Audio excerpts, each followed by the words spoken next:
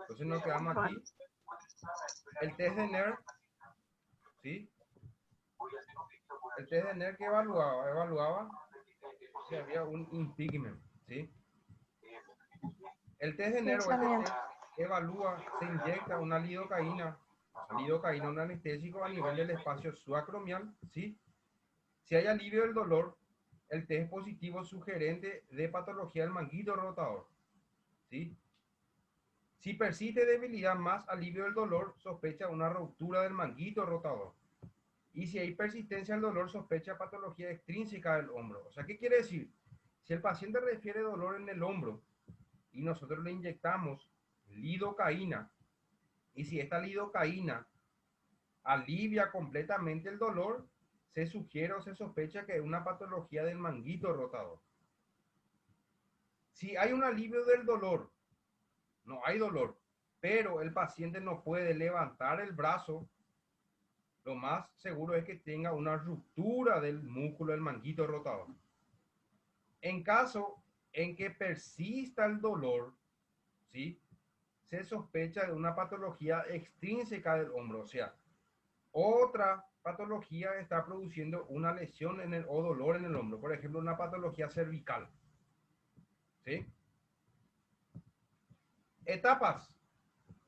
Etapa 1, inflamación del tendón y edema en pacientes de 25 años. Una etapa 2 es degeneración de las fibras tendinosas entre 25 a 40 años. Y la etapa 3 es desgarro completo del manguito rotador. Después de los 40 años es frecuente el desgarro del manguito rotador. La etapa 1 es reversible con tratamiento médico apropiado. Pero la etapa 3, el tratamiento ya es quirúrgico. Ya hay que operar el músculo. La tendinitis cálcica, calcificación del manguito rotador, ¿sí? La fase inicial generalmente asintomática, o sea, el paciente no presenta síntomas, hay depósito de calcio en el tendón, mayor frecuencia afecta al músculo supraespinoso, que fue lo que les dije, ¿sí? Y generalmente el paciente no siente dolor, ninguna molestia. Luego esto se va cronificando. La fase sintomática es la absorción del depósito, que es la causa del proceso inflamatorio agudo, o sea, el calcio, la calcificación aumentó de tamaño y eso ya está produciendo una compresión de la estructura que hay ahí, entonces ya empieza a doler. Y luego la última fase es la fase de resolución, donde se asocia a la ruptura del depósito del calcio. O sea, en esta, nosotros lo que tenemos que hacer es llegar a la fase de resolución, romper esa calcificación que está ahí para que el tendón vuelva a su posición o su posición original. El cuadro clínico de la tendinitis calcificante es el inicio agudo, generalmente no se relaciona con los movimientos, pero en alguna ocasión refiere dolor con los movimientos sobre la cabeza. O sea, cuando nosotros llevamos el hombro a este nivel, ¿sí? ¿Qué pasa? La calcificación comprime más al tendón del supraespinoso y eso le genera mayor dolor, duración de días hasta 3 meses y es autolimitado. O sea, cada vez que se va cronificando la calcificación, el paciente pierde movilidad en el hombro.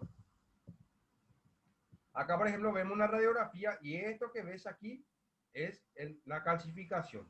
Acá se encuentra el tendón del supraespinoso acá. Y esto es la calcificación del tendón del supraespinoso. Se puede ver con una radiografía o con una ecografía. Tendinitis bicipital se manifiesta como dolor en la región anterior del hombro. El dolor usualmente es crónico, aislado o en asociación con el pinzamiento del manguito rotador. Sí, generalmente la tendinitis bicipital solamente le afecta al tendón del bíceps. Raras veces se asocia con un problema del manguito rotador. Pinzamiento del tendón del bíceps por el acromión. O sea, el bíceps se inserta en una estructura que se llama cavidad supraglenoidea de la escápula y por encima de esa cavidad se encuentra el acromión. Entonces, si nosotros hacemos mucho movimiento de flexión, este movimiento, el tendón choca contra el acromión y se suele inflamar también. Examen físico, ¿sí? Que es que vimos nosotros la prueba de SPID, esta que está aquí. que se le pide al paciente que levante el brazo hacia arriba y si refiere el paciente dolor a este nivel donde está el pulgar, entonces es positivo. Y la capsulitis adhesiva es restricción dolorosa de los movimientos activos y pasivos del hombro, ¿sí? Es cuando la cápsula está inflamada, reacción inflamatoria de la cápsula, lo que aumenta su espesor y disminuye el líquido articular, además se contrae el músculo del manguito rotador. Entonces el paciente, ¿qué pasa? No puede mover el hombro en una capsulitis adhesiva. En cambio, en las otras patologías sí podía mover el hombro, pero le dolía. Acá realmente ya no puede mover. Hace este movimiento, le duele. Lleva hacia arriba, le duele. El dolor es más persistente. La capsulitis compresiva adhesiva primaria generalmente es idiopática, ¿sí? O sea, generalmente no se sabe la causa, que es lo que está produciendo la capsulitis adhesiva, y pasa por 3 fases de duración. Dolorosa, donde el paciente refiere dolor, luego ya hay rigidez articular, el paciente no puede mover el hombro, y luego la restitución, donde hay una lenta recuperación de la movilidad que incluso dura meses a años. Por eso es muy importante cuando el paciente tiene una capsulitis adhesiva, hay que hacer un correcto tratamiento y una correcta evaluación. La capsulitis adhesiva secundaria puede ser por factores intrínsecos o extrínsecos. La primaria idiopática, no se sabe la causa. En esta, la secundaria, sí ya se sabe la causa. Intrínseco puede ser que haya un pinzamiento de la bolsa subacromial, una ruptura de los músculos del manguito rotador, una tendinitis calcificante.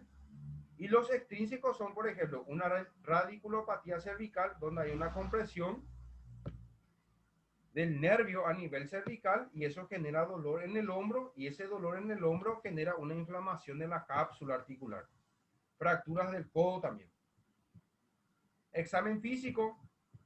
Evidentemente, si hay una capsulitis adhesiva, va a haber una disminución de la movilidad pasiva del hombro. O sea, nosotros vamos a mover el hombro, pero no vamos a poder, porque está todo rígido, está todo duro. Y la artrosis glenumeral, que fue lo que yo les había dicho a ustedes, que generalmente suele ser por una inestabilidad que ven aquí, como las subluxaciones múltiples, patología del manguito rotador y fracturas previas del hombro. O sea, una fractura, por ejemplo, en la cabeza al húmero, una fractura del acromión o una fractura de la clavícula, generalmente puede llevar a una artrosis glenumeral. Y una vez que se establece ahí la artrosis glenumeral, ¿qué pasa? Ya no hay cura para esto. La artrosis solamente ya se trata, ya no hay cura para esto.